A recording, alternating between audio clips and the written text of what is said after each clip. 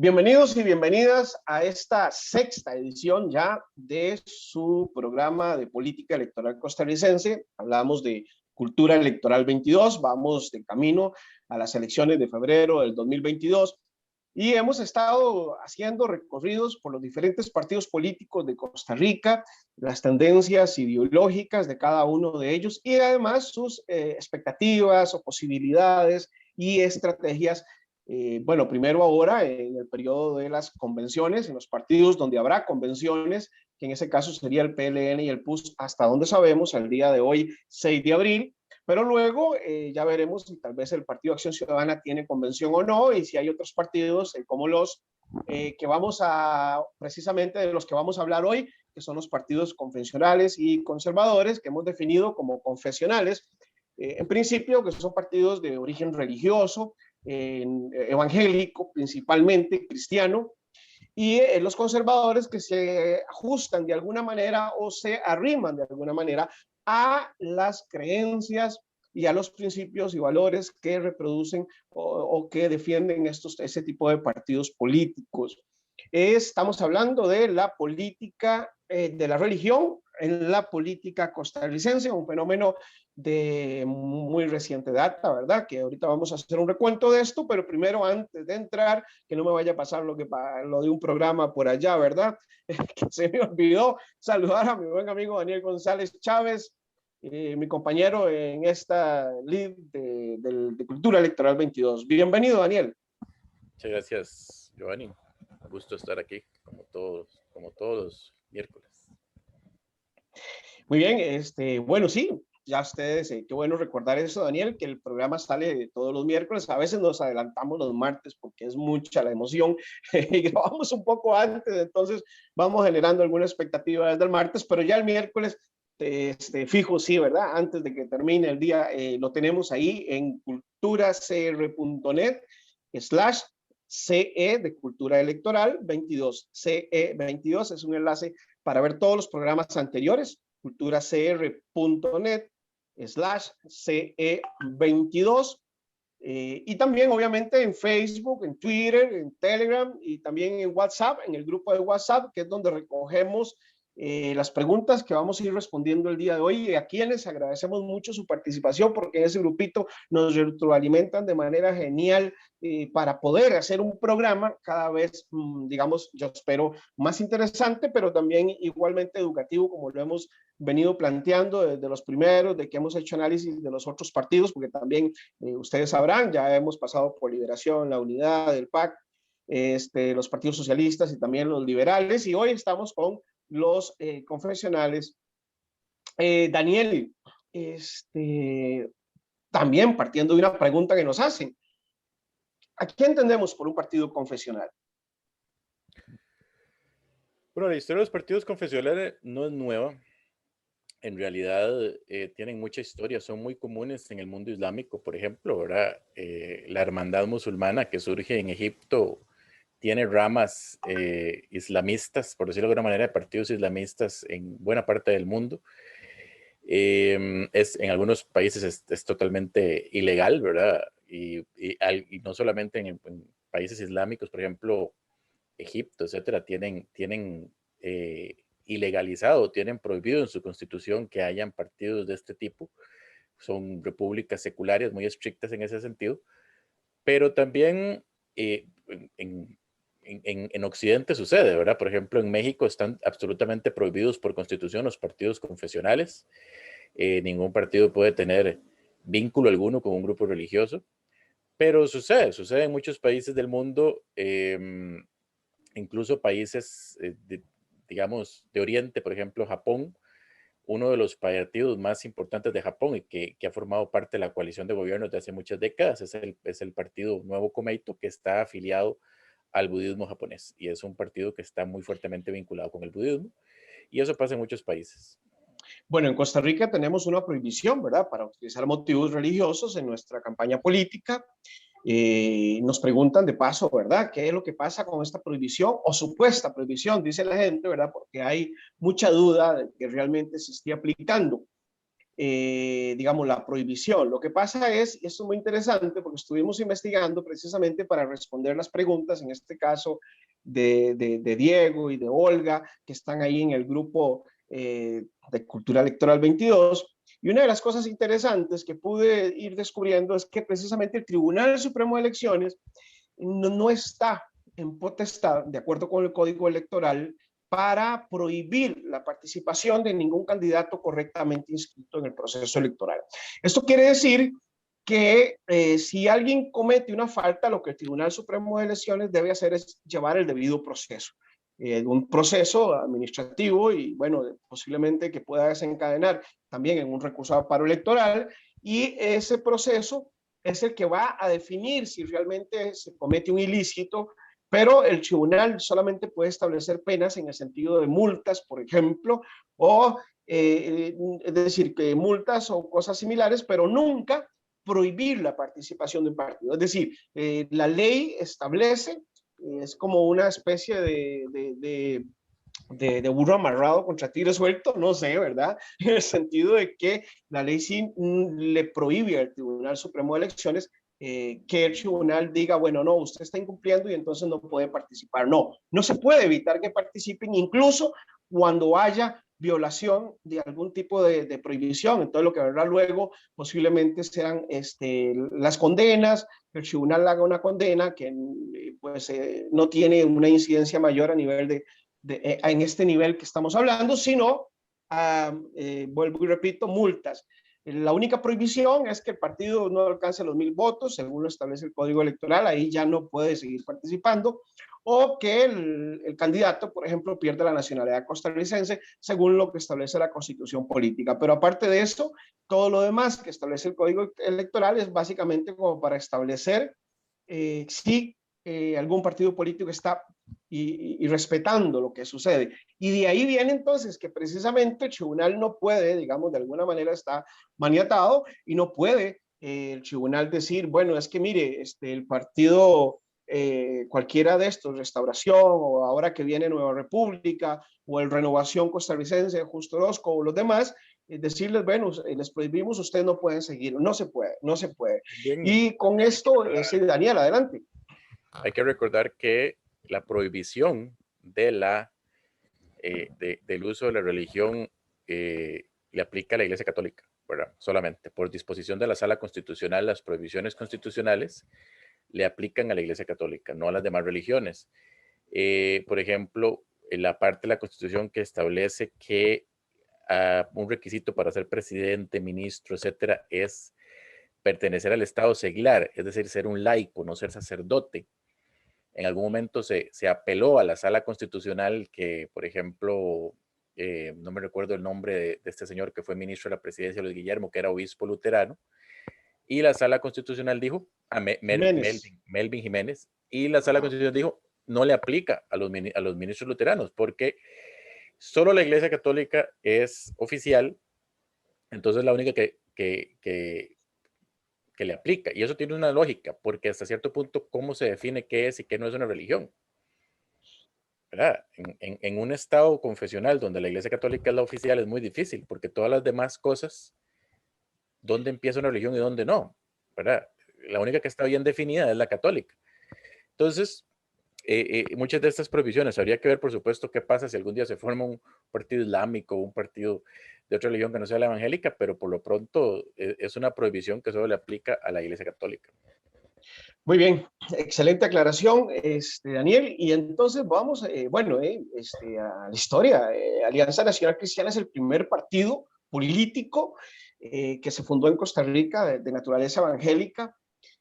Luego desapareció en el 2006, después de darle la adhesión al movimiento libertario. Vaya usted a saber. Se fundó en 1982 y su último candidato fue el educador Marvin Calvo en el 2002. Pero de ahí también, bueno, Daniel lo puede explicar, en realidad este partido tuvo una división y de ahí surge el partido Renovación Costarricense del afamadísimo Justo Orozco. Daniel. Correcto. Bueno, si nos remontamos a la historia, en realidad el primer partido confesional fue Unión Católica, que participó en las elecciones, si no me equivoco, contra Rafael Iglesias en el siglo XIX. Justamente la prohibición de la Constitución que se mantuvo hasta el 49 de que haya partidos confesionales católicos fue por eso, fue porque Rafael Iglesias quiso eliminar a la Unión Católica y hizo una reforma constitucional y efectivamente la Unión Católica quedó prohibida para la siguiente elección. Pero sí, digamos, hasta cierto punto los católicos en eso sí lo respetaron, prácticamente nunca ha existido desde entonces un partido católico. Ha habido partidos, pues, social cristianos, ¿verdad? Pero el social cristianismo es una cuestión más ideológica que Más religiosa. amplia, claro. Claro, incluso el PUSC ha tenido diputados judíos y diputados ateos, y decir, no hay que ser católico para ser del PUSC. Estos partidos específicamente evangélicos dirigidos claramente a la población evangélica, que en un principio eran meramente un nicho, ¿verdad? Su origen era prácticamente, ellos no aspiraban a la presidencia, ellos aspiraban a sacar diputados.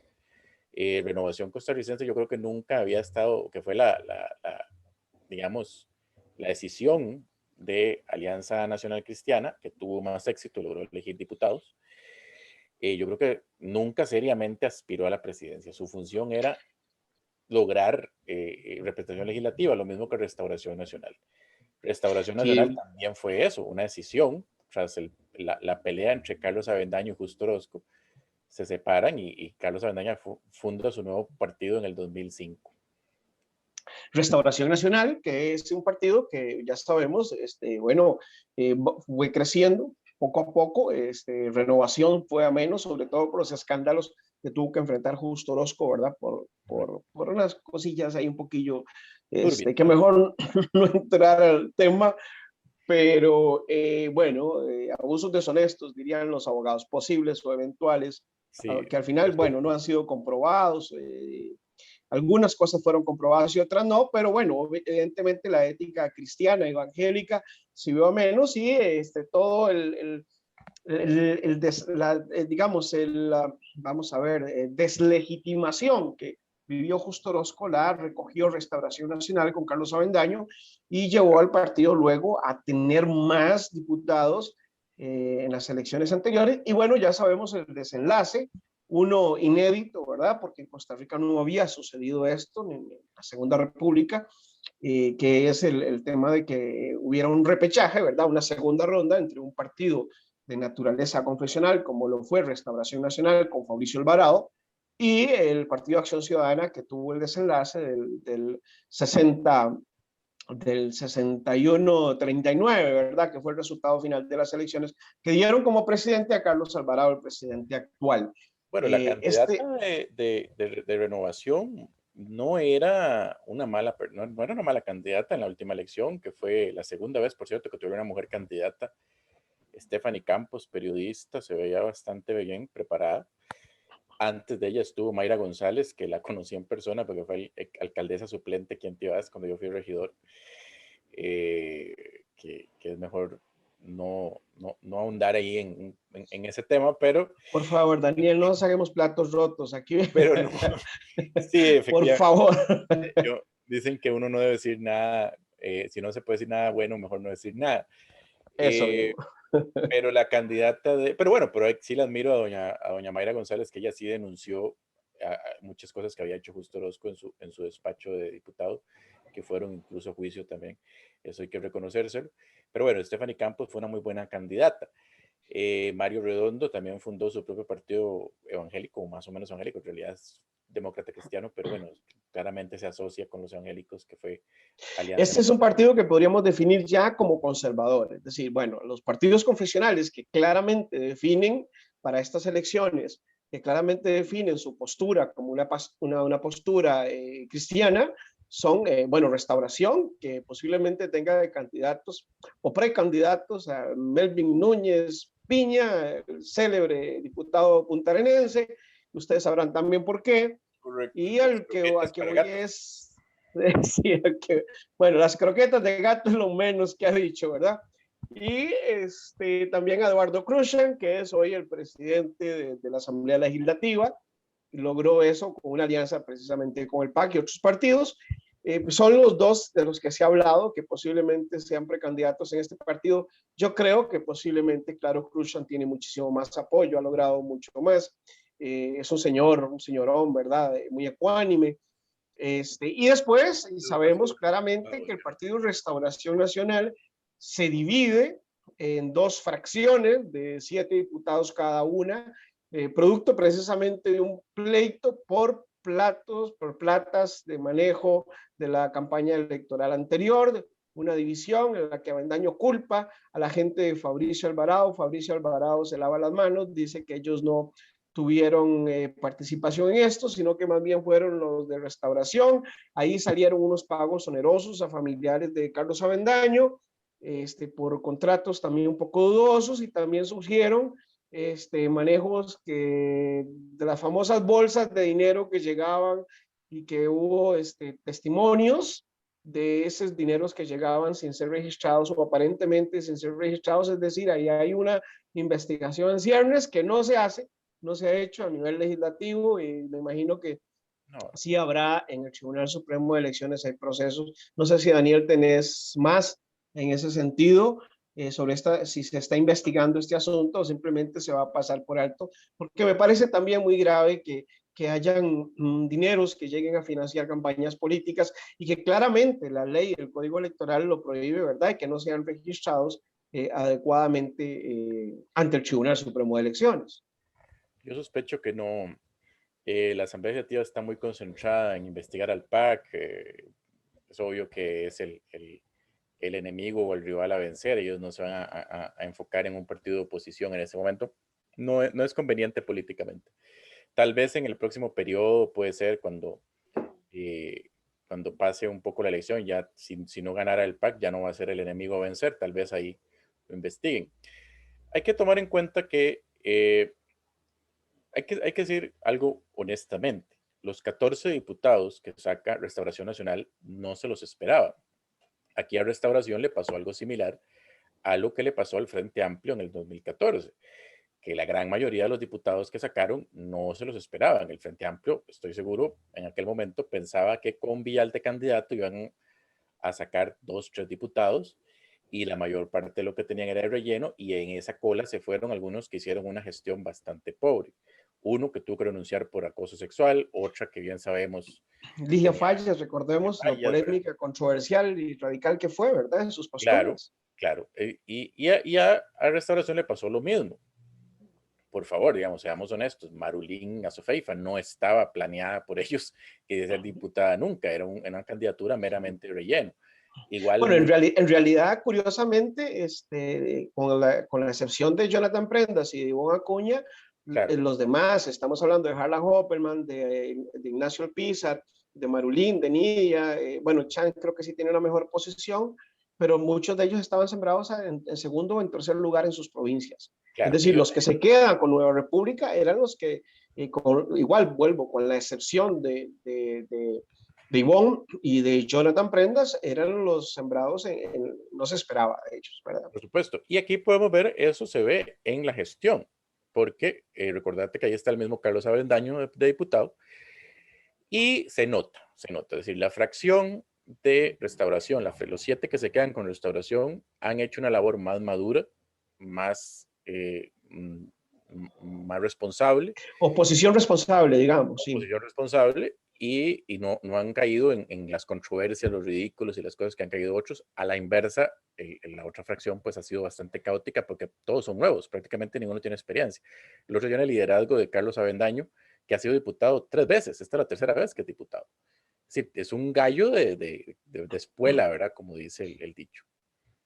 Bueno, y cuando hablamos de partidos conservadores, qué interesante. Tenemos que comentar también, bueno, hay varias informaciones el día de hoy que están sucediendo hoy martes, que es el día que estamos grabando este programa, pero que ustedes lo van a ver el próximo miércoles de mañana. Y una de ellas es que Liniers Saborío se confirma dentro del PUSC. Liniers Saborío fue parte de la plana de Fabricio Alvarado para la segunda vuelta, ¿verdad? De ese grupo mixto que generó Fabricio Alvarado con alianzas con algunos de Liberación y otros la unidad se dividió en dos, ¿verdad? Unos que apoyaron al PAC, otros que apoyaron a Fabricio.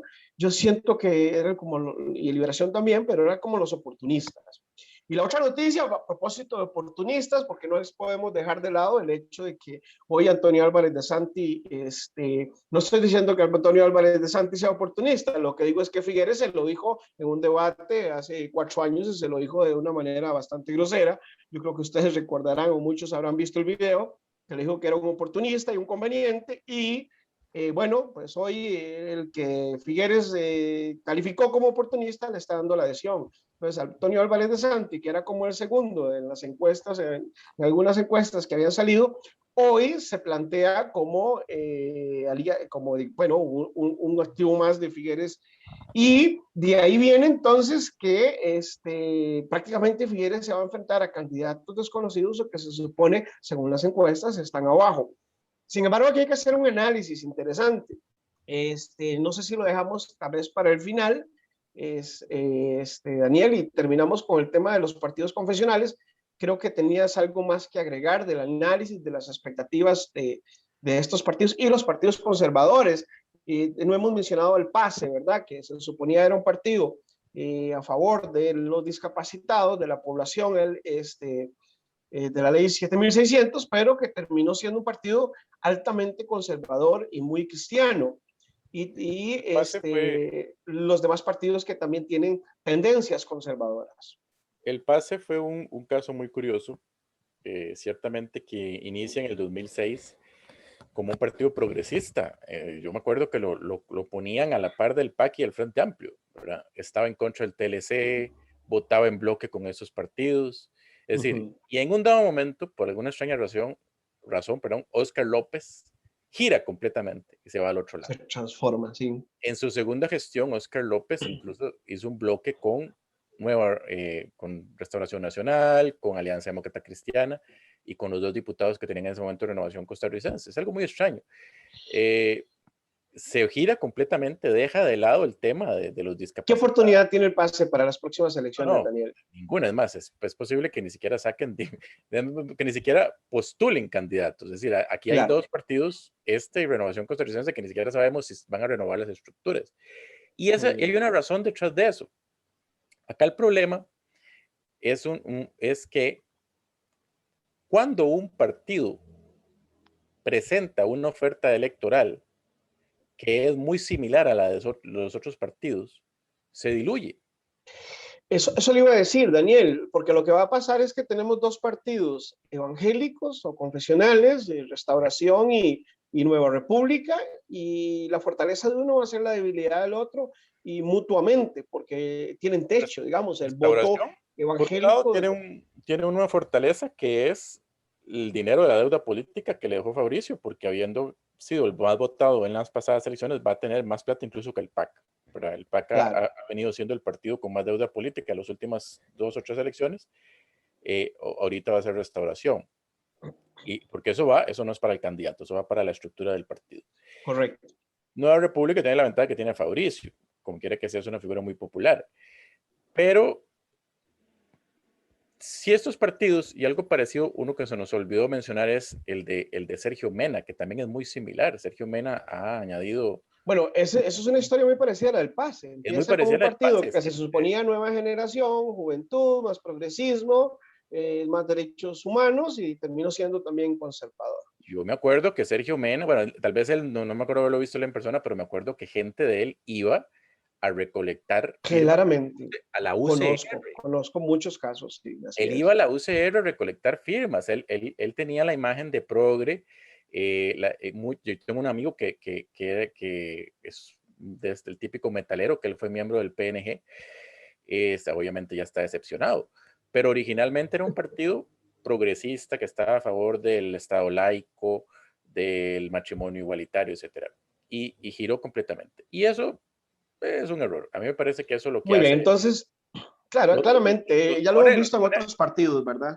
Los pone a competir en un mercado saturado. Ahora. Pero entonces la fortaleza de Liberación Nacional, la fortaleza de la Unidad Social Cristiana, incluso la fortaleza del Partido de Acción Ciudadana frente a los partidos confesionales, indudablemente va a ser que esta gente está dividida. Por Restauración, yo siento que tiene un segmento que siempre ha conquistado, es decir, tienen como un grupo de iglesias particulares que siempre le dan el voto a Restauración, y Nueva República ha ido más bien acrecentando ese grupo de iglesias, porque aquí viene entonces el tema de hacer la política en el culto, que es una cosa terrible porque éticamente está muy mal, pero además está prohibida, pero ellos ya saben que no les van a evitar hacerlo porque, es decir, lo que pueden recibir es una multa.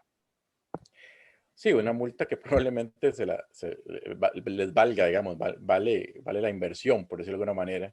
Claro. Eh, Pero los entonces evangélicos, las expectativas de estos partidos yo siento que tal vez puedan ser bajas. Nueva República le fue muy mal en las alcaldías, Restauración relativamente un poquito mejor, así que realmente aún cuando el progresismo se opone tan férrea y fuertemente a los partidos, a estos partidos, a los partidos religiosos, quizás que no sean posiblemente una amenaza tan fuerte como la quieren ver, aunque tengan un voto cautivo, digamos, que es el voto irreflexivo de la iglesia, que piensan que están votando por el ungido y tal, o el bonachón, etcétera. ¿Qué crees, Daniel? es difícil de saber. Lo de Fabricio en la elección pasada fue un fenómeno muy particular por la sentencia de la CID. Ahí muchos votaron por él en bloque, por la molestia que sentían por eso, no necesariamente por él, ¿verdad? Y ahí es un poco parecido a lo que le pasó a Otón Solís en el 2006, ¿verdad? Que muchos votaron por él, pero por estar en contra del TLC, no por Otón Solís como persona. Y es un tema complejo porque Fabricio tuvo votos de gente que es, por ejemplo, católica o que es atea incluso, pero es conservadora. Entonces, y aniquiló completamente a los partidos conservadores, ¿verdad? Porque los partidos que en otras circunstancias por lo menos sacaban diputados, como Alianza Demócrata, PACE y Renovación, no sacaron diputados porque el voto se fue en bloque por él. Ese fenómeno no necesariamente se va a repetir. Yo siento que por lo menos Restauración y Nueva República van a competir por el mismo electorado. Probablemente saquen diputados los dos, pero dudo mucho que pasen a segunda ronda. Estamos de acuerdo, estamos de acuerdo. Yo creo que por ahí va el asunto. Vamos porque bueno, vamos a terminar con el tema de los partidos confesionales y conservadores. Mucho de esto incluso ya lo hemos tratado comparativamente cuando hemos analizado otros partidos previamente. Claro. Estos partidos vienen, son muy coyunturales y son muy cautivos, ¿verdad? Habría que ver que tengan realmente una propuesta, programática o un proyecto país que pueda convencer al electorado. Pero bueno, ya sabemos que hay un electorado que no le importa el programa de gobierno o la propuesta, sino que más bien se dejan llevar por otras afinidades más emocionales que también hemos analizado. Vamos a terminar el programa de hoy respondiendo unas preguntitas, unas preguntas que nos hicieron para no dejar, por supuesto, a nuestros espectadores votados, porque jamás dio libre. Y es el asunto de la adhesión de Álvarez de Santi hoy a Figueres. ¿Qué le suma y qué le resta? Yo voy a empezar diciendo, Daniel, que para mí esto le abre el portillo a Thompson, a Carlos Ricardo Benavides y posiblemente a los demás precandidatos, pero creería principalmente en estos dos para que capturen muchos de los votos que deja Álvarez de Santi. Muchos de los fieles de Álvarez de Santi no van a estar muy contentos de votar por Figueres o de irse con Figueres. Álvarez de Santi claramente sabemos que se sintió ya posiblemente, a pesar de que tenía según las encuestas un 20 algo por ciento de apoyo liberacionista y no liberacionista para la convención, se sintió un poquito quizás abandonado porque ya esta vez no tenía el apoyo del arismo. Ya habíamos hablado la vez pasada cuando vimos el programa de liberación de que hay tres tendencias fuertes en el Partido de Liberación Nacional: el arismo, el arayismo y el figuerismo. Entonces, los fieles de Álvarez de Santi no creo que estén muy a tono, además de que ya el arismo, bueno, al menos Oscar Arias, claramente ha dicho que apoya a Carlos Ricardo Benavides, el puntarenense, además el más joven de ellos, muy ecuánime, fue presidente de la Asamblea Legislativa. Y después está, curiosamente, Johnny Araya, que no apoya a su hermano Rolando Araya, y le da su apoyo a Roberto Thompson, y ahí tenemos toda la estructura dirigencial municipal de Liberación Nacional, de alguna manera también apoyando a Roberto Thompson, y por eso también lo veo muy fuerte. Johnny Araya en San José ya sabemos que tiene su jale de votos, Thompson en Alajuela también tiene su jale de votos. Las convenciones son mucho de votos locales y votos generados a partir de la dirigencia. Entonces yo siento como que ya esto se va perfilando como entre tres candidatos. Sin embargo, no hay que dejar de lado tampoco a los demás. Rolando Araya también tiene un apoyo ahí que, según me estuve revisando algunas encuestas, le dan un 13, un 15%. de apoyo, es decir, Rolando Araya también está por ahí en la pelea. Bueno, Claudio Alpizar está muy bajo, Constella está muy bajo, Zamora está muy bajo, o sea, andan por el 1-2%, de acuerdo, insisto, con algunas encuestas que he estado viendo, una comparación de 3 encuestas, tal vez ustedes las han visto por ahí en redes sociales. No me detuve a hacer el análisis, realmente se los quedo debiendo, pero eso viene más adelante cuando ya podamos ver con gráficos y con datos mejor estas situaciones. Lo que yo siento es, Daniel, que finalmente este acercamiento de Álvarez de Santi le puede generar a Figueres un poquito más de apoyo, pero no todo el apoyo de Álvarez de Santi o de todo, digamos, el desantismo o los votantes que alguna vez apoyaron al candidato perdedor de las elecciones anteriores. Sí, concuerdo. Yo siento que De Santi tampoco es tonto, digamos, él sabe que otra Además es una campaña inversión muy fuerte, ¿verdad? es una inversión de dinero muy grande, muy desgastante. Y aquí ha habido un problema históricamente, el candidato a Liberación pierde cuando no conecta con las bases. Eso siempre ha pasado, le pasó a De Santi, le pasó a Johnny Araya, le pasó a Rolando Araya, le pasó a Carlos Manuel Castillo. Cuando el candidato a Liberación no conecta con las bases, pierde. Y los candidatos que de verdad conectan con las bases son normalmente los Figueres, los Arias y este tipo de figuras. Entonces, yo siento que De Santi tomó una decisión correcta. Tal vez no darle la adhesión a Figueres se siente bastante contradictorio después de haber sido, ¿verdad? De haberse enfrentado tan grandemente. Sus razones tendrá, pero se ve un poco contradictorio. Pero el haberse retirado sí fue lo más sabio. Realmente De Santi no tenía posibilidades de quedar presidente. Muy bien, sí, venía siendo un candidato. El mismo Figueres se le dijo el sempiterno candidato. Le dijo, usted es muy conveniente, por eso es el sempiterno candidato perdedor. Así se lo dijo Figueres. Así que no, no hay ninguna duda, ¿verdad? Le dijo oportunista. Bueno, porque se había ido de Liberación El y otro había que va vuelto. de Liberación, le habían dicho en algún momento. Bueno, pero Rolando también se fue, Araya, Johnny Araya también se fue y volvieron. Todos en Liberación parece como que aquello es un hábito. Bueno, vamos a ver qué sucede. Después vamos a entrarle más ya para junio, que son la convención de liberación, podemos entrarle más a fondo. Vamos a ver si el asunto aquel de que tienen el rabo que les majen, les va a afectar o no les va a afectar. Eso nos hicieron unos comentarios y preguntas en el chat muy interesantes, pero yo creo que todavía no. Pero digamos, para efectos de la convención, de lo que viene, es muy interesante lo que acaba de suceder, que Álvarez de Santi se separe. Yo siento que posiblemente haya 2 candidatos más de liberación que en las próximas semanas también se vayan a separar, no voy a decir quiénes, pero siento que sería lógico que lo hagan o que entren en alguna negociación para adherirse a otro candidato fuerte. Y al final queden 3 o 4 postulados que quieran ir hasta la final propiamente. Las primarias tienen esa dinámica, son un poco como las primarias estadounidenses normalmente. Están diseñadas para que los precandidatos se vayan, digámosle, filtrando y al final, a la meta final, llegan mucho menos de los que se postulan en principio. Sí, bueno, otra cosa que Nueva República, estamos hablando de los partidos confesionales, Nueva República posiblemente es un hecho que no va a tener convención, ¿verdad? Porque es un candidato, es un partido fundado en torno a un candidato. Restauración tal vez sí tenga convención, pero ya lo veremos. Bien, bien. Muchísimas gracias a todos ustedes de nuevo por estar con nosotros. El próximo programa, el próximo miércoles, creo que no tenemos temas, hay 1000 temas, pero ahorita no recuerdo, yo creo que sí tenemos un temita por ahí, pero igual, no importa, se los vamos a avisar, obviamente en el chat de WhatsApp, obviamente en los diferentes redes sociales de culturacr.net, en Telegram, en Twitter, todos son @culturacr, es muy fácil llegarles. También obviamente en Facebook. En Facebook tenemos 2 páginas. Hay 2 páginas de Facebook, una que se llama Cultura CR Costa Rica, otra que se llama solo Cultura CRNet.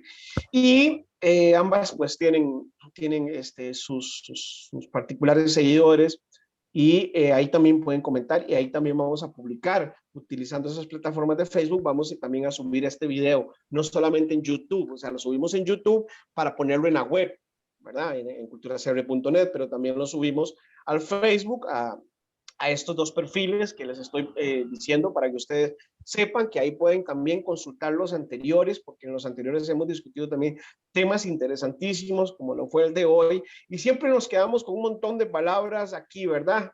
No podemos decir todo, pero muchísimas gracias, Daniel, por acompañarnos, por acompañarme en esta nueva edición, y viene la séptima. Así es, Giovanni. Nos vemos la próxima entonces. Muy bien, muchísimas gracias. Bueno, un anuncio nada más para cerrar rapidísimo. culturacr.net está cambiando a un nuevo sistema de suscripción voluntaria. Los que entren a la página, por favor, si pueden ingresar al enlace, por ahí lo van a ver, es visible. Estamos solicitando el apoyo para que las personas que pueden financien la suscripción de decenas o incluso de cientos de personas. No queremos hacer que el medio sea exclusivo, que solamente quienes paguen una suscripción tengan acceso. Tampoco queremos seguir utilizando la publicidad de Google Ads, que es invasiva y además hemos estado descubriendo que es engañosa, tiene ofertas o propuestas que no son convenientes para el público. Hay gente que se embarca a veces con financiamientos engañosos y cosas así, y además utilizan figuras de la política costarricense como el doctor Daniel Salas o Oscar Arias o el mismo presidente Carlos Alvarado para llegarle al público. Es decir, es una publicidad engañosa que no, definitivamente terminamos convencidos de que no va con nuestros valores, con nuestra ética periodística, y decidimos eliminarla. Pero queremos que si eliminamos esta publicidad sea más bien la gente, ustedes, los que nos observan, los que nos leen, los que se informan con Cultura CR, que financien este proyecto, que nos ayuden desde lo poquito que pueden, ¿verdad? La suscripción personal, voluntaria, por supuesto, hasta incluso tal vez financiar la suscripción de 10, 20, 30, 100 personas, aportando un poquito más. Entonces, en el momento que usted aporta un poquito más, ya sabemos que vamos a seguir teniendo el sitio de acceso libre para que todo el mundo ingrese y pueda ver los contenidos y pueda informarse sin tener además que acudir a que nos financien personas o empresas o negocios con intereses creados o con agendas políticas comprometidas. Queremos seguir siendo independientes. Un abrazo, muchísimas gracias y nos vemos la próxima. Estén muy bien, por favor. Y aquí cierro. Hasta luego.